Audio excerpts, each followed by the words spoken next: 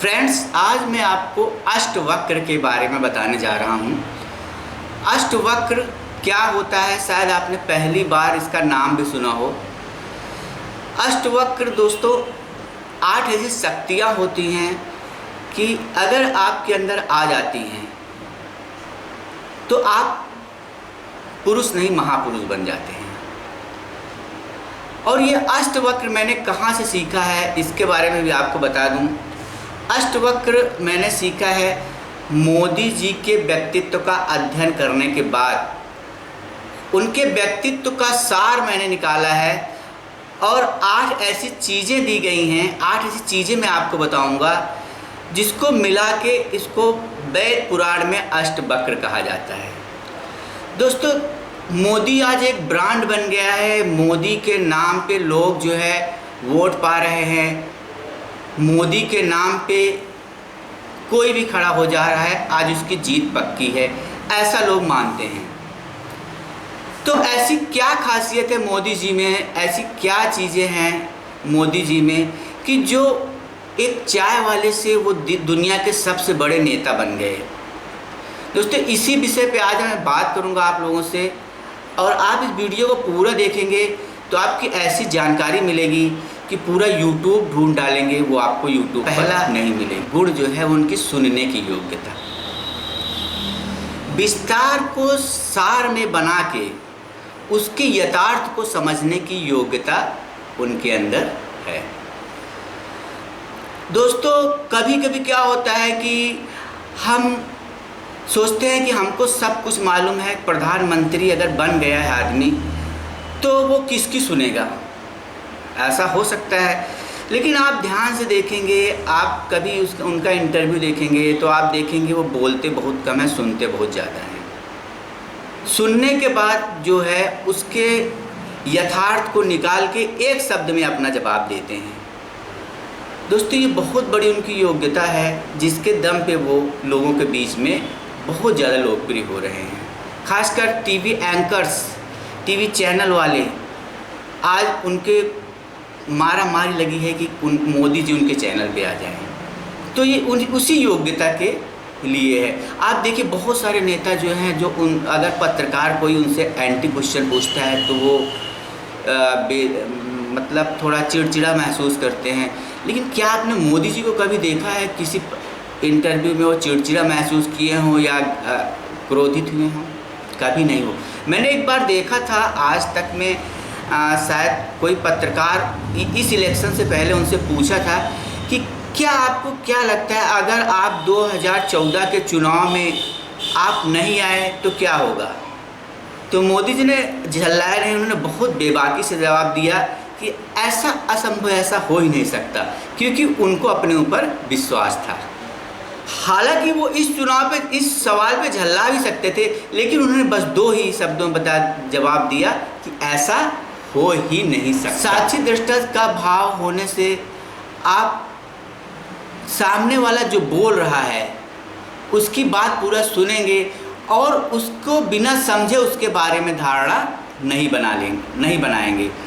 और जो साक्षी दृष्टा नहीं होते हैं वो क्या करते हैं, किसी भी व्यक्ति के बारे में बिना उसकी राय जाने उसकी बात काट के थोड़ा सा उनके सुनने उसके बारे में धारणा बना लेते हैं और बाद में उससे जो उसको लाभ मिलने वाला होता है उस लाभ से वंचित हो जाते हैं और अपनी ज़िंदगी में आने वाले समय में एक महत्वपूर्ण, एक हसीन साथी खो देते हैं। क्योंकि गलत धारणा जो है, गलत विचार जो है वो आपके अंदर गलत भावनाएं। किसी भी नेता के लिए कोई भी गलत सूचना जो है उसके पूरे मंत्रिमंडल को गलत कर सकती है।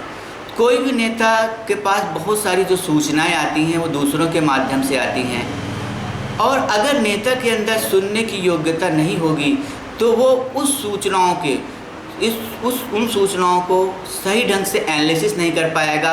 क्योंकि प्रधानमंत्री मोदी जी ने कभी यहाँ पर ये देखने नहीं आए हैं कि गल्ला बढ़ रहा है कि नहीं बढ़ रहा है, सड़कें बन रही हैं, नहीं बन रही है।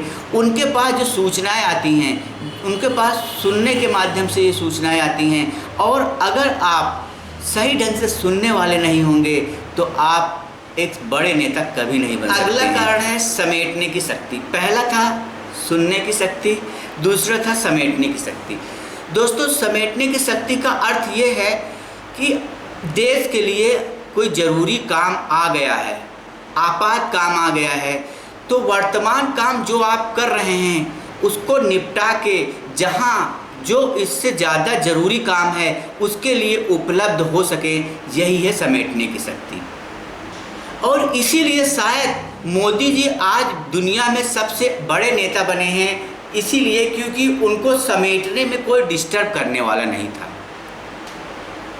आप घर पे हैं, कोई आप अपना कोई पर्सनल अपने परिवार के साथ हैं, कहीं से कोई ऐसी आपात बात आती है कि आपको वहाँ तुरंत जाना पड़ता है। लेकिन अगर आपकी बीवी ये कहती है ये अभी बच्चों के साथ तो यहाँ जाना था, आप यहाँ तुरंत कहाँ काम बना लिए, या ऐसी कोई किसी दूसरे काम में व्यस्त होते हैं जो कि वर्तमान समय में जहाँ पर जाना है उससे कम महत्वपूर्ण है, तो वो आप मोदी कभी नहीं बन सकते। क्योंकि मोदी ऐसे नहीं बन जाता कोई। आप मोदी का डुप्लीकेट ले आ सकते हैं, लेकिन मोदी के गुण लाने के लिए उनके अंदर जो गुण है उसको आपको देखना पड़ेगा। तो दोस्तों, समेटने की शक्ति मोदी जी के अंदर है। अगर कहीं पर भी देश के लिए उनकी ज़रूरत है तो अपना काम निपटा के, चाहे जहाँ पर भी हो, दुनिया के कोने में चाहे जहाँ पर भी हो, पहुँचते हैं। जिन व्यक्तियों के लिए नेता की जिम्मेदारी है उनके लिए नेता का उपस्थित होना बहुत ज़रूरी है। यहाँ पर उपस्थिति का मतलब केवल शारीरिक उपस्थिति नहीं, आपकी शारीरिक एवं मानसिक उपस्थिति भी होनी चाहिए। आप तुरंत काम समेट के अगर किसी ज़रूरी काम पे नहीं पहुँच रहे हैं तो इसका मतलब कि आप उससे कम ज़रूरी काम में बिजी हैं, अथवा आप अपने काम किसी अपने सहयोगी को देने में अक्षम हैं। दोस्तों, समेट के काम आप तभी वहाँ पर पहुँच सकते हैं जब आप अपने महत्वपूर्ण काम को किसी दूसरे को सौंप सकें। ये कला दोस्तों आ गई, इसको अंग्रेजी में बोला जाता है डेलीगेशन। ये कला अगर आपके अंदर आ गई कि आप उचित व्यक्ति को उचित काम सौंप के और उससे महत्वपूर्ण काम करने के लिए अगर आप जाते हैं तो ये आपका बहुत सारा समय भी बचाएगा, बहुत सारा पैसा भी बचाएगा, और जो आपकी कामयाबी होगी वो स्क्वायर रूट में बढ़ेगी दोस्तों, प्लस में नहीं गुणांक में बढ़ेगी। आप कोई भी किताब पढ़ेंगे उसमें डेलीगेशन का बहुत महत्वपूर्ण योगदान है। डेलीगेशन जो है एक ऐसा मंत्र है, एक ऐसा यंत्र है कि किसी भी संस्थान की कामयाबी इसी बात पर निर्भर करती है कि वो संस्थान का जो मुखिया है वो कितना अच्छा डेलीगेट कर सकता है अपने काम को। दोस्तों, महान नेता बनने के गुण आज हम सीख रहे हैं, और चूँकि हमें गर्व है कि हमारे देश के प्रधानमंत्री श्री मोदी जी दुनिया के सबसे महान नेता हैं, और इसी विषय पे हम बात कर रहे हैं मोदी जी के व्यक्तित्व सार के विषय में। और अभी तक दो गुण मैंने आपको बताया, सुनने की शक्ति और समेटने की शक्ति। और मैं अब अगले गुण की तरफ चलता हूँ। अगला गुण है दोस्तों सहन करने की शक्ति। दोस्तों, आज के आर्थिक और राजनीतिक माहौल में एक प्रधानमंत्री का जहाँ पर 130 करोड़ लोग रहते हैं और सैकड़ों हजारों पार्टियाँ और सैकड़ों हजारों नेता जो उनका पद हथियाने के पीछे पड़े हुए हैं, ऐसे माहौल में बहुत दबाव के बीच में काम करना पड़ता है दोस्तों। इसके अलावा तमाम तरह की अंदरूनी ताकतें हैं जो देश को अस्थिर करने में लगी हुई हैं। इसके अलावा तमाम तरह की बाहरी ताकतें भी हैं जो देश को पीछा करने में लगी हुई हैं। इसके अलावा देश की तमाम तरह की समस्याएं हैं। इसके अलावा देश पर कोरोना भी है। तो ऐसी तमाम परिस्थितियों में आपको आपके अंदर अगर सहन शक्ति नहीं है, तो दोस्तों यहाँ पर सहन शक्ति दो शब्द हैं, इसको आपको समझना पड़ेगा। सहन अलग है और शक्ति अलग है। सहन शक्ति जब एक आदमी के अंदर रहती है तो उसके अंदर उस ऊंचाई आती है और वो कोई बड़ा काम कर सकता है। क्योंकि अगर कोई आपकी आलोचना करता है, सपोज कीजिए आपकी कोई आलोचना मोदी जी की ममता दीदी बहुत आलोचना करती थी, तो उन्होंने क्या बोला कि अगर ममता दीदी मुझे पत्थर बरसाएंगे तो मैं उसका गुलाब जामुन, ऐसा कुछ उन्होंने बोला था दोस्तों। वो आलोचना से भी नहीं डरते हैं, अपनी पार्टी की हार से भी नहीं डरते हैं, बस डरते हैं तो भारत का स्वाभिमान कहीं ना गिर जाए, भारत देश के ऊपर कोई आपत्ति ना आ जाए, इसी से डरते हैं। तो दोस्तों सहन शक्ति जो है हमारे मोदी जी के अंदर बहुत है। अब आइए उनके चौथे गुण की तरफ चलते हैं। अगला जो मोदी जी का गुण है वो है समाने की शक्ति। दोस्तों अपने लचीले दृष्टिकोण के कारण समय और परिस्थिति के अनुसार अपने आप को परिवर्तित कर लेते हैं और वो अपने लक्ष्य को हासिल कर लेते हैं। दोस्तों नोटबंदी हुई थी, आप देखिए कानून व्यवस्था को उन्होंने कितने अच्छी तरीके से संभाला, चाहे नोटबंदी हो चाहे जीएसटी हो, समय समय पर वो कानून में भी बदलाव करते रहे और समय समय पर जनता के मांग के अनुसार भिन्न भिन्न योजनाएं भी लेके आए। तो उनके अंदर समाने की शक्ति है। जैसे एक नदी जो है अपने भिन्न बाधाओं को पार करते हुए, चाहे जितने उसकी रास्ते में रुकावटें आए, सबको पार करते हुए अंततः वो समुद्र से मिलती है। उसी प्रकार से मोदी जी भी, जो उनका टारगेट है, वो कोई भी बाधा आती है, कोई भी उनकी विघ्न बाधाएं आती हैं, उनको नहीं डिगा सकती है।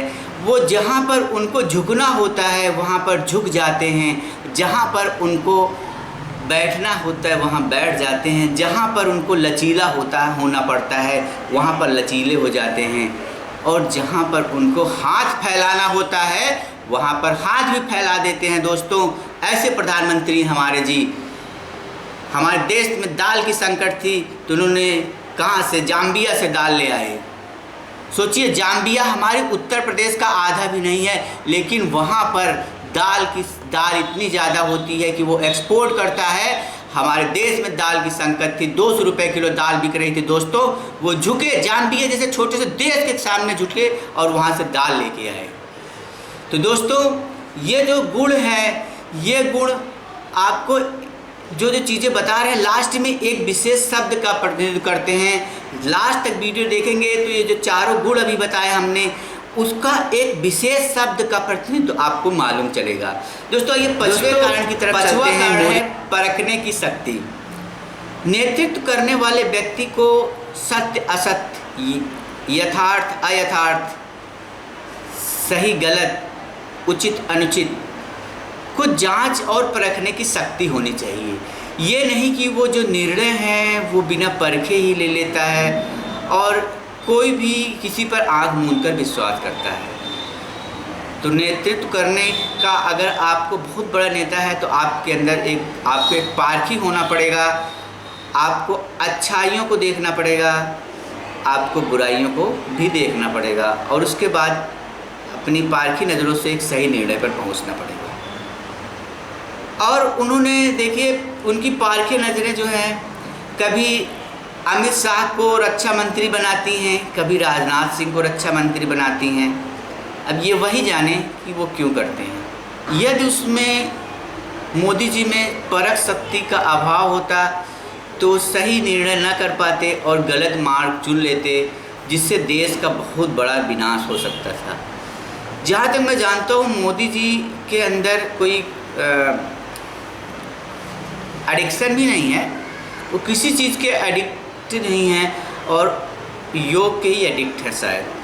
तो उनके अंदर जांचने परखने की क्षमता है कि वो क्या अच्छा है क्या बुरा। आइए अगले कारण की तरफ चलते हैं। मोदी जी का व्यक्तित्व सार हम लोग जान रहे हैं और अगला जो उनका गुण है निर्णय लेने की शक्ति।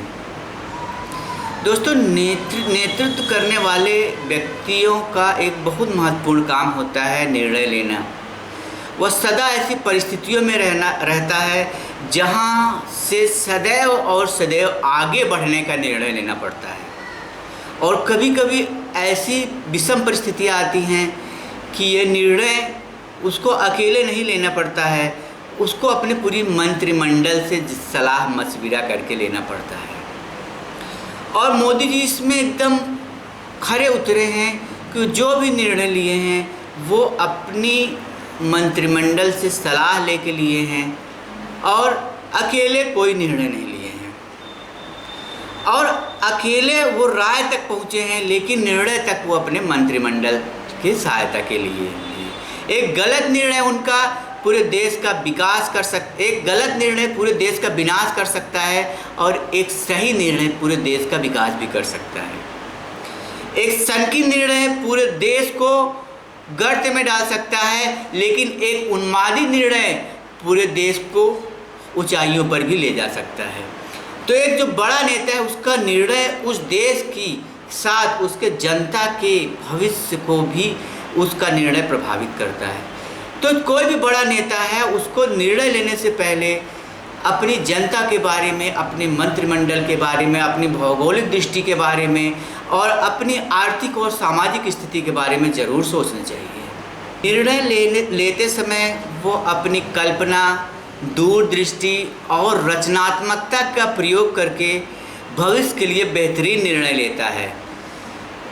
कल्पना, दूरदृष्टि और रचनात्मकता, ये तीनों चीज़ें एक बड़े नेता में होती हैं, और वो अपना निर्णय, जो सटीक निर्णय पर जब भी पहुंचता है, तो इन तीन चीज़ों को ज़रूर परखता है और तीन चीज़ों की ज़रूर मदद लेता है। सामान्यतया अनेक में से एक को चुनना बहुत ही कठिन काम होता है, क्योंकि एक के लिए सबसे सभी को छोड़ना होता है। तो ऐसी परिस्थिति में एक विशेष व्यक्ति, एक विशेष नेता ही सही निर्णय ले सकता है और उस उद्देश्य को पूरा कर सकता है जिस उद्देश्य के लिए निर्णय लेने की ज़रूरत पड़ी। नेतृत्व करने वाले व्यक्ति को किसी भी निर्णय को लेने से पहले उस बात की तह तक पहुंचना चाहिए, उस पर विचार मंथन करना चाहिए और उसके बाद ही उस निर्णय पर पहुंचना चाहिए। क्योंकि एक गलत निर्णय बहुत सारे लोगों की ज़िंदगियों में फ़र्क पैदा करेगा, क्योंकि आप प्रधानमंत्री हैं, और एक सही निर्णय बहुत सारे लोगों की ज़िंदगी में लाभ पैदा करेगा, क्योंकि आप प्रधानमंत्री। दोस्तों, आज हम जान रहे हैं एक विश्व स्तरीय नेता का व्यक्तित्व सार, और हमें गर्व है कि हमारे प्रधानमंत्री जी एक विश्व स्तरीय नेता हैं। तो उन्हीं का व्यक्तित्व सार हम बता रहे हैं। दोस्तों, अगला जो उनका गुण है वो है सामना करने की शक्ति। एक विश्व स्तरीय नेता जो है, उसको तमाम तरह के विरोध अवरोध का भी सामना करना पड़ता है, उनको तमाम देशों की गीदड़ भपकियों का भी सामना करना पड़ता है, उनको आर्थिक संकटों का भी सामना करना पड़ता है, उनको बाढ़ का सामना करना पड़ता है, उनको आंधी का सामना करना पड़ता है, उनको तमाम तरह की प्राकृतिक आपदाओं का सामना करना पड़ता है।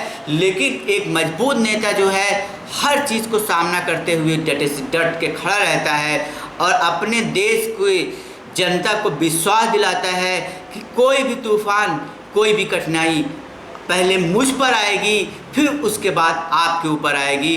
पूरी दुनिया को भी ऐसा मैसेज देता है कि अगर आप मेरे साथ प्यार से रहोगे तो इधर से प्यार मिलेगा, अगर आप मुझे आँख दिखाओगे तो आपकी आंखें फोड़ ली जाएंगी, क्योंकि हम किसी से कम नहीं हैं। दोस्तों, सामना करने की शक्ति के लिए आपके अंदर दो गुण होना चाहिए। ये दो गुण होंगे तो आप किसी भी स्थिति का सामना कर सकते हैं।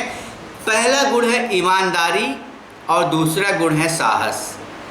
जब आप ईमानदार रहेंगे तभी दृढ़ प्रतिज्ञ होकर किसी का भी सामना कर सकते हैं, चाहे कोई आरोप लगाए उसका भी सामना कर सकते हैं। और अगर आप साहसी हैं तभी सामना कर पाएंगे, नहीं तो डर के भाग जाएंगे, बिल में छुप जाएंगे। अगर सामना आपको करना है, किसी भी स्थिति का सामना करना है, तो दो गुणा, केवल बेईमान लोग सामना किसी का नहीं कर सकते, केवल ईमानदार लोग सामना करते हैं और केवल साहसी लोग सामना करते हैं। दोस्तों, मोदी के अंदर जो 8वां गुण है वो है सहयोग की शक्ति। एक अच्छे नेता में सहयोग की भावना होती है। वो सदा दूसरों का सहयोग करने के लिए तैयार रहता है और दूसरे लोग भी उसका तभी सहयोग करते हैं क्योंकि वो दूसरों का भी सहयोग करता है। दोस्तों, मोदी जी ने देखिए कितने सारे दोस्तों से सहयोग लेके आज कोई भी ऐसा नहीं है कि जो भारत के संप्रभुता के खिलाफ आवाज़ उठा सके।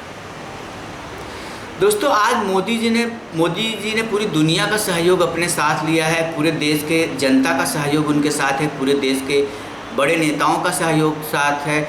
यहाँ तक कि मुलायम सिंह यादव जी ने भी संसद में कह दिया कि प्रधानमंत्री जी आप फिर से बने प्रधानमंत्री। तो दोस्तों, जो विरोधी लोगों का सहयोग हासिल कर ले रहा है तो इसका मतलब वो बहुत बड़ा नेता है। दोस्तों, ये वीडियो मेरा आपको कैसा लगा आप ज़रूर बताइएगा, क्योंकि ये वीडियो नहीं है, ये हमारे आने वाली पीढ़ी के लिए एक सीख है। जो भी बड़ा नेता बनना चाहता है, जो भी विश्व स्तरीय नेता बनना चाहता है, उसको इस वीडियो को देखना चाहिए। दोस्तों, जो मैंने अभी 8 कारण आपको बताए, इस हर कारण का एक गुण भी होता है, अब वो मैं आपको बताने जा रहा हूँ। तो जो चीज़ें मैंने बताई हैं उसके लिए एक एक शब्द को मैंने लिखा है, तो मैं आपको बताता हूँ। जहाँ पहली मैंने बताया था सुनने की योग्यता। सुनने की योग्यता एक गुण का प्रतिनिधित्व करती है, उसका नाम है धैर्य। दूसरा है समेटने की योग्यता। समेटने की योग्यता मतलब उपलब्धता, जब भी आपकी ज़रूरत हो आप उपलब्ध हो जाइए। ये जो गुण को प्रतिनिधित्व करती है उसका नाम है नम्रता। और तीसरा जो मोदी जी के अंदर गुण है सहन शक्ति, वो आपको प्रेम की सूचना देती है। अगर आप सहन शक्ति करते हैं तो प्रेम गुण का संकेत है। और समाने की शक्ति, उसको अनुकूल बनने की शक्ति, जैसे परिस्थितियाँ आती है उनको अनुकूल बनने की शक्ति। चौथा कारण मैंने समाने की शक्ति बताई थी, इसका मतलब है गंभीरता। और पांचवा कारण मैंने बताया था आपको परखने की शक्ति। परखने की शक्ति मतलब ज्ञान। अगर आपके पास ज्ञान रहेगा तभी आप परख सकते हैं। और अगला छठा कारण है निर्णय करने की शक्ति, इसका मतलब संतुलन। सातवां कारण है जिम्मेवारी उठाने की क्षमता, जो मैंने बताया था। सातवां कारण, इसका मतलब साहस।